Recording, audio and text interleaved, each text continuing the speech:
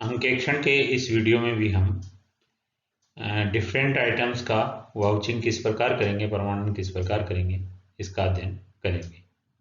सबसे पहले हम देखेंगे कि वेतन का प्रमाणन किस प्रकार किया जाए। सैलरीज का जो पेमेंट हुआ है उसकी वाउचिंग किस प्रकार की जाए। तो वेतन के रूप में जो रकम पेमेंट की जाती है वो सैलरी बुक में सामान्यतः लिखी जाती है। सैलरी की जो बुक है, सैलरी का जो सिस्टम है उसमें लिखी जाती है। सैलरी बुक में वेतन संबंधी सारी डिटेल्स होती हैं और सामान्यतः जो पुराना सिस्टम है, जो सिस्टम होता है उसमें पाने वाले के हस्ताक्षर भी होते हैं। यदि समस्त कर्मचारियों के लिए एक ही चेक काटा जाए, मान लीजिए सैलरी का पेमेंट अगर चेक से करते हैं और एक ही चेक काटा जाए, तो रोकड़ बही के लेखे का मिलान वेतन पुस्तक की नेट अमाउंट के योग से करना चाहिए। नेट अमाउंट है और उसका जो बैंक की पासबुक है, बैंक का जो स्टेटमेंट है उसमें उसका जो नेट अमाउंट, वहाँ पे जो अमाउंट शो किया गया है उनका मिलान करना चाहिए। यदि प्रत्येक कर्मचारी को अलग अलग चेक दिए गए हैं तो रोकड़ बही का मिलान वेतन पुस्तक के प्रत्येक लेखे से करना होगा, अलग अलग आइटम से करना होगा और वेतन पुस्तक की गणनाओं और योग को भी जांचना होगा। मतलब कर्मचारी को पेमेंट सामूहिक रूप से किया गया, बैंक के खाते के माध्यम से किया गया, एक ही चेक किससे किया गया, तो टोटल अमाउंट जो नेट अमाउंट है उसका मिलान अपन कर सकते हैं और प्रत्येक कर्मचारी का अलग अलग हिसाब देख सकते हैं कि कितना कितना किस कर्मचारी के अकाउंट में गया है। ये भी देखना होता है कि ये जो पेमेंट कर रहे हैं कर्म वेतन के रूप में, ये अधिकृत है या नहीं, उच्च अधिकारियों द्वारा अधिकृत नहीं है या नहीं है। इसमें वार्षिक वेतन वृद्धि, असाधारण तरक्की या अन्य किसी प्रकार के पुरस्कार के लिए कोई अथॉरिटी या ऑर्डर है या नहीं। अगर ऐसा किया गया है तो वेतन वृद्धि लगाई है तो उसके लिए अथॉरिटी है या ऑर्डर बन गया कि नहीं बना, ये सब देखना चाहिए। इसके अलावा प्रोविडेंट फंड के लिए या बीमा के लिए या किराए के लिए या कोई अन्य प्रकार की कोई कटौती की गई है तो उसका भी प्रमाण देखना चाहिए, किस नियमानुसार कटौती है या नहीं है। और लेखा पुस्तक इसका लेखा वेतन पुस्तक में किया गया है नहीं है। उच्च अधिकारी हैं जैसे उनका वेतन और उनकी नियुक्ति के संबंध में आवश्यक प्रपत्र भी देख लेना चाहिए, क्योंकि उनकी नियुक्ति से संबंधित और किसी कर्मचारी या कर्मचारियों की नियुक्ति के संबंध में जो भी नियुक्ति पत्र हैं या प्रसंविदा है, जो अग्रीमेंट है उनके साथ, उनको भी चेक कर लेना चाहिए कि उनके अनुसार पेमेंट वेतन का भुगतान किया जा रहा है या नहीं, ये देखना भी उचित होगा। अब इसके पश्चात जो सामान्यतः वेतन के प्रमाणन के लिए जो वाउचर्स काम में लिए जाते हैं वो सैलरी बुक है या सैलरी रजिस्टर है, जिसमें सैलरी पेमेंट का लेखा रखा जाता है। यदि चेक से पेमेंट है तो चेक का काउंटर फॉइल और बैंक का स्टेटमेंट और जो भी उसके संबंध में कार्यवाही है या ऑर्डर है, जैसे वेतन वृद्धि का ऑर्डर है, अन्य कोई पुरस्कार के संबंध में ऑर्डर है, प्रोविडेंट फंड कितना काटना है, इसके संबंध में जो भी कार्यवाही पुस्तक है या नियुक्ति पत्र है उनका, जिसके अनुसार वेतन का निर्धारण किया जाना है,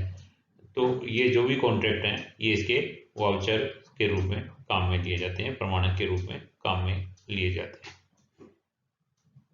किराया क्रय प्रसंविदे से जो प्राप्ति होती है, receipt from hire purchase agreement से, उसका प्रमाणन किस प्रकार करेंगे। सामान्यतः किराया क्रय प्रसंविदे का अध्ययन करके ये देख लेना चाहिए कि किस्तों का भुगतान किस तारीख में तथा किस ब्याज दर से किया जाना है, मतलब किस तारीख में किया जाना है और ब्याज की दर क्या लगनी है। प्राप्त किस्तों की रकम, जो प्राप्त किस्तें हैं उनकी रकम का मिलान जो रसीद है उसके प्रतिपूरण से करना चाहिए और ये भी देखना चाहिए कि प्राप्त किस्त की रकम का ब्याज और मूलधन में ठीक ठीक विभाजन किया गया है, यानी कि जो प्राप्त किस्त प्राप्त हुई है उसमें ब्याज कितना और मूलधन कितना है, इसका विभाजन प्रॉपर वे में किया गया है, ठीक ठीक किया गया है, ये भी देख लेना चाहिए। कम कीमत की वस्तुओं के संबंध का विक्रय यदि इस आधार पर किया जाता है तो व्यवसाय में रखी गई memorandum hire purchase sales book है, उस उसके आधार पर किस्तों के भुगतान की तारीख, ब्याज की दर और कितनी अमाउंट है इसकी जानकारी प्राप्त कर लेनी चाहिए और प्राप्त रसीदों के प्रतिपूरण जो काउंटर फॉइल्स हैं उनसे उनकी मिलान करके जांच कर लेनी चाहिए।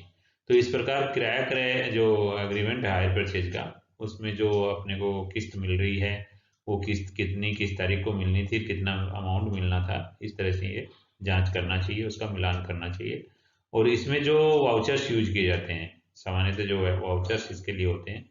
वो हायर परचेज की जो अग्रीमेंट है सेल के, उस सेल के अग्रीमेंट्स जो रसीदें हैं, हायर परचेज की जो पेमेंट की जो रसीदें हैं, अपने को पेमेंट प्राप्त हुआ उसके बदले में जो रसीद दी है, जो किस्त का डिसाइड हुई है एग्रीमेंट के हिसाब से उसमें, और सेल्स बुक जो है, विक्रय पुस्तक है, वो इसके वाउचर के रूप में काम करते हैं। प्रबंध संचालकों का पारिश्रमिक, रेम्युनरेशन ऑफ मैनेजिंग डायरेक्टर्स। जो मैनेजिंग डायरेक्टर्स हैं उनके भुगतान का, उनके पारिश्रमिक का वाउचिंग जब करना हो तो सबसे पहले ये देखना पड़ेगा कि उनके साथ क्या अग्रीमेंट हुआ, कंपनी का उनके साथ एग्रीमेंट क्या है, एग्रीमेंट में क्या पारिश्रमिक का प्रावधान किया गया है। और आवश्यकता होने पर यह भी देखा जाना चाहिए कि उससे संबंधित उनके प्रस्ताव, उनके पारिश्रमिक से संबंधित जो साधारण सभा होती है कंपनी की, उसमें क्या प्रस्ताव रखा गया था, उन दोनों का मिलान किया जाना चाहिए। पारिश्रमिक की देय पारिश्रमिक की गणना के संबंधित कागज और प्रपत्र जो हैं उनकी भी जांच की जानी चाहिए। उन पारिश्रमिक के भुगतान की जो रसीदें हैं उनको भी उनका भी प्रमाणन किया जाना चाहिए, वाउचिंग होनी चाहिए।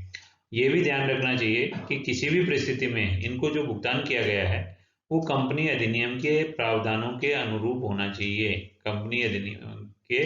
अनुरूप ही होना चाहिए, उससे ज्यादा नहीं होना चाहिए, उनके विरोध में नहीं होना चाहिए। इस प्रकार जो मेन जो इसमें जो है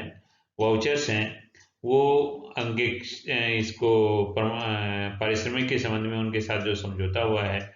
मैनेजिंग डायरेक्टर से, वो समझौता पारिश्रमिक के जो बिल हैं या साधारण सभा की कार्रवाई पुस्तिका है, वो पारिश्रमिक के बिल, वो जो रिसिप्ट्स हैं और कंपनी अधिनियम की संबंधित धाराओं को ध्यान में, आदि प्रमाणों को ध्यान में रखकर ये वाउचिंग की जाती है। संचालकों की फीस, डायरेक्टर्स की फीस होती है, ये भी एक महत्वपूर्ण मद है, जिसमें कंपनी के जो डायरेक्टर्स होते हैं वो मीटिंग में, कंपनी के मीटिंग्स में आते हैं, तो उसके बदले उनको पारिश्रमिक दिया जाता है, संचालकों को फीस दी जाती है। संचालकों की फीस के भुगतान का प्रमाणन करने के लिए कंपनी के अधिनियम,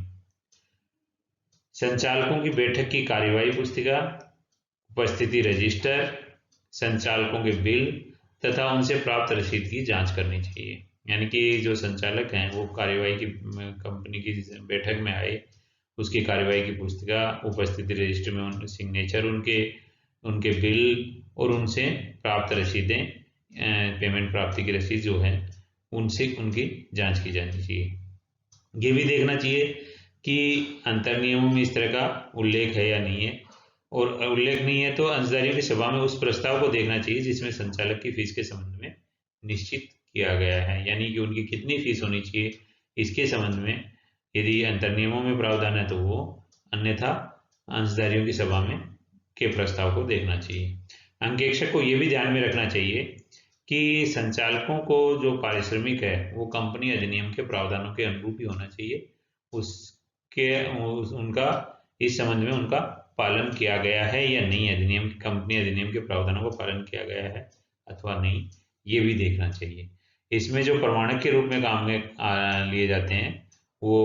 बैठक की कार्यवाही पुस्तिका, उपस्थिति रजिस्टर, संचालक के बिल और प्राप्त रसीद, कंपनी अधिनियम के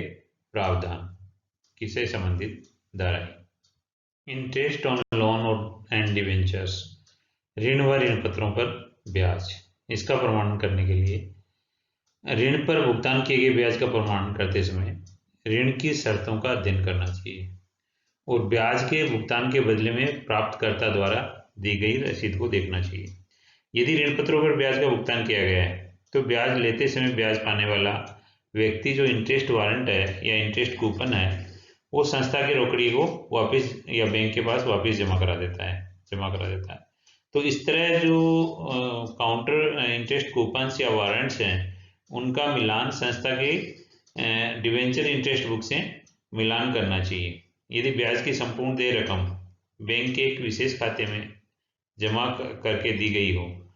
तो वापस किए गए जो वारंट्स हैं उनसे उस खाते से संबंधित पासबुक, ऋण पत्र, ब्याज बही का आपस में मिलान करना चाहिए और भुगतान न किए गए ब्याज की कुछ रकम पासबुक के शेष से मिलान करनी चाहिए, क्योंकि जरूरी नहीं है कि सभी का पेमेंट हो जाए। तो जो जिनका पेमेंट नहीं हुआ उसका बैलेंस पासबुक में होना चाहिए इत्यादि की जांच करनी चाहिए। इसके अलावा जो ऋण पत्र की जो ड्यू डेट्स हैं उनको देखना चाहिए कि कब उनका पेमेंट होना है और कितना इंटरेस्ट दिया जाना है, ये भी जांच किया जाना चाहिए। इसमें जो वाउचर्स के रूप में जो काम आते हैं वो ऋण की शर्तें, रसीद, ब्याज, अधिपत्र, कूपन, वारंट या कूपन और ब्याज बही और पासबुक, ये वाउचर के रूप में काम में आते हैं। जो प्रारंभिक व्यय का प्रमाणन, प्रारंभिक व्यय कम किसी भी संस्था के